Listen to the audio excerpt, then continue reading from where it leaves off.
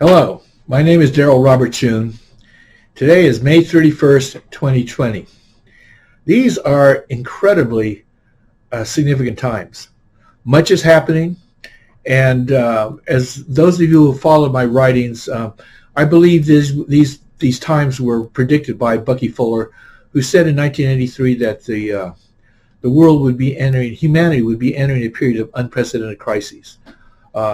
Today, markets are unraveling despite huge infusions of cash and credit by the central banks around the world. And we all know what's going on in Minneapolis. But the topic today I'm going to address first is will the U.S. confiscate gold? And that question was raised, I think, by Odin Crispy, a London fund manager, who predicted that the incredible amount of asset inflation or monetary inflation by central banks was inevitably going to lead to inflation, which would lead to gold confiscation, perhaps, by the central banks. Before I discuss that, I want to discuss what actually happened in 1933 and 1934 when they confiscated gold, because they did confiscate gold. But I want to draw some attention to why this actually happened. The common thought of a lot of people is that they just took everybody's wealth because they could and they wanted to. The truth is, it had to do with a Ponzi scheme of central banking. The United States Federal Reserve was required by statute to hold 40% of gold backing of the U.S. dollar. Now, the Federal Reserve came into effect. The act was passed in 1913. By the late 1920s, it was clear that the statute was being pressed, that the United States had already printed far more money than they could actually cover with 40% of gold reserves. Now, when the markets crashed in 1929, the very wealthy knew that their assets were in danger. This is not most people, but the really rich people did. And they knew that they could go to the Fed and give them $20, $20.5 or whatever, and of U.S. Currency, and get it in return an ounce of gold. Well, what happened is that this started a run on the bank, on the Federal Reserve. And by this time, the U.S. was trying to liquefy markets again, so they started printing more money. Well, in 1933,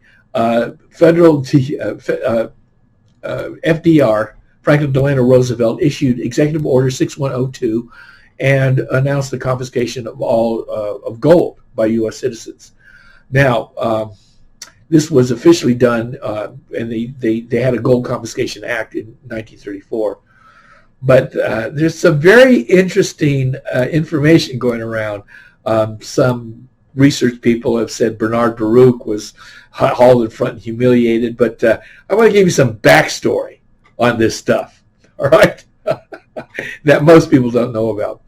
And I only know about it because around 12 or 15 years ago, I was reading a lot of economic analysis, and I really liked some of the stuff that was being put forth by Larry Edelman and Martin Weiss. And Martin Weiss was head of Weiss Research, which was fascinating how he came into being. And he told a story, and I found it really interesting, and I think you will too. His father, Irving, had made their fortune short selling during the Great Depression. And I found this to be fascinating. His father, Irving Weiss, at the age of 16, got a job on Wall Street as a typist. All right? And this is a very low level. Around 3 or 4 years later, he was one of the major people in speculating in finance on Wall Street. Now, how did this happen?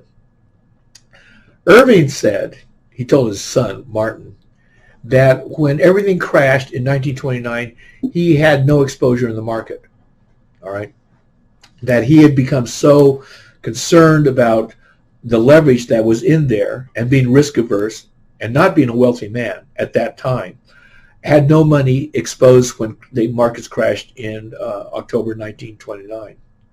However, this was to soon change. Martin Weiss's father, Irving, was going to become one of the movers and shakers, one of the original gold bugs on Wall Street. And this he attributed to his relationship with Bernard Baruch and a few other people. Irving Weiss named himself and 4 or 5 other people as the original gold bugs. And I assume this happened around 1929, 1930. What I found fascinating was that in a story Martin Weiss wrote about his father, he said that this select group of people would meet once a week, and they would analyze movements of gold in and out stock markets and discuss what was going on. And what he said was this, is that they began to notice around this period of time that large amounts of gold were being shipped out of the United States, that were leaving the United States. And what was very interesting was that Irving told his son Martin that those people knew that it was one of them in that room that was doing it. He never named that person, but this is the real monetary elite at this time. Not elite in the sense of the powers that be all, but these people knew that they were the original gold bugs, and gold was leaving the United States large amounts at a rate that made no sense. This was 1929, 1930, and things were getting worse in Europe. Most gold that was fleeing, that was moving around, was leaving Europe trying to get to the safe United States. But here, Martin said that his father told him that they knew that a large amount of gold was now leaving the United States for, quote unquote, the safety of Europe. Well, there was no safety of Europe, except one person knew there was safety of Europe. And for this, I want to read Executive Order 6102. This is April 15th, 1933. Executive Order 6102 is the United States Presidential Executive Order by FDR, Franklin Delano Roosevelt, quote, forbidding the hoarding of gold coin, gold bullion, and gold certificates within the continental United States. Now, everybody who reads that focuses on the first part of the sentence, forbidding the hoarding of gold coin, gold bullion, and gold certificates within the continental United States. Well, friends, I want to point out the last part of that phrase, within the continental United States. Bernard Baruch, I believe, was the one sending the gold out of the United States. He was the presidential advisor to most of the presidents since 1920. See, he made his fortune by the turn of the century. And he was considered to be FDR's one of his most trusted advisors. Well, when you read Executive Order 6102, you realize that it not only prohibits the hoarding of gold, but it only prohibits it if it's held within the continental United States, the borders of the United States. All right? That's what it says, within the continental United States. I would assume that Bernard Baruch helped FDR write this, and he was the one in that room sending his gold overseas and probably to Switzerland. All right? Now, let me explain to you why this happened. It was because the Federal Reserve was required by law to have 40% of the U.S. dollars in circulation backed by gold bullion. And by the late 1920s, this was not happening. So the United States government was forced, not because they wanted to confiscate the reserves of rich people or of anybody who had gold in the United States. They did it because their Ponzi scheme required the Federal Reserve to have that amount of gold, and they didn't have it. They had printed too much paper, and gold was being redeemed by those who had the right to redeem it. So that's why they moved in 1933 to confiscate U.S. holdings of gold. I believe that Bernard Baruch avoided this by shipping his gold out of the United States and probably to Switzerland. Now here we are in 2020. We're not on the verge. We're in the greatest economic contraction since 1929 to the 1930s. It's not over yet. And when I wrote and made my prediction in 2007 called About Time of the Vulture, I said this was going to happen. This was going to be a contraction that was going to be even worse than the 1930s collapse, the Great Depression, because we were going to have not only a collapse of markets, but we were going to have a currency crisis. And so the markets have started to collapse. The currency crisis has not yet happened, but it is going to. It will follow soon after, and I don't know what soon is, all right?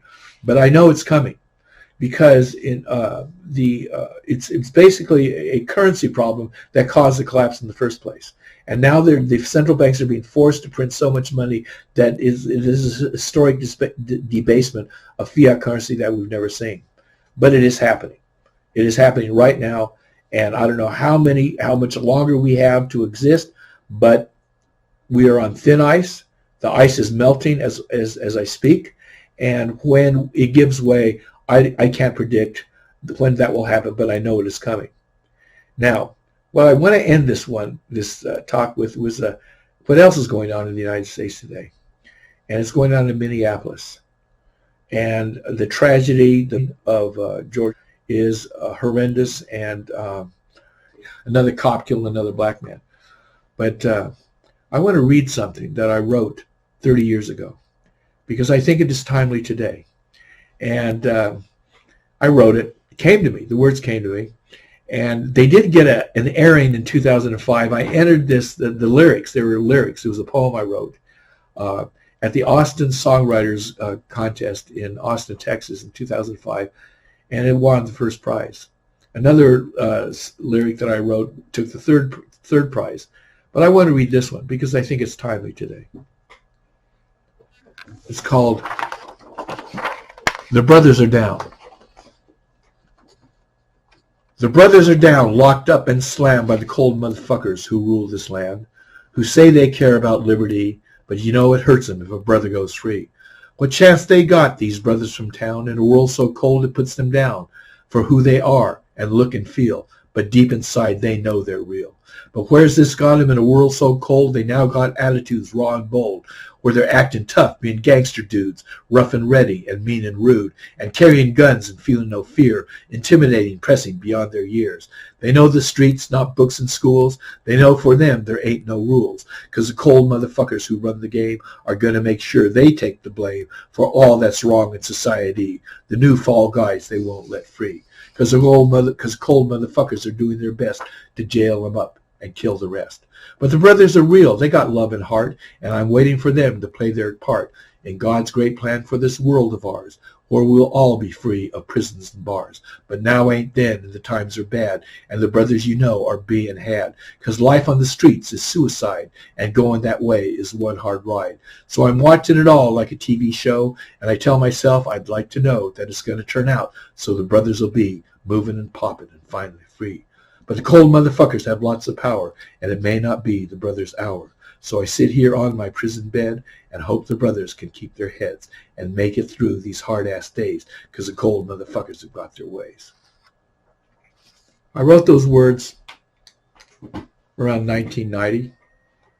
It's been 30 years since then, and the cold motherfuckers still got their power. And I sure hope the brothers can have their day. Peace.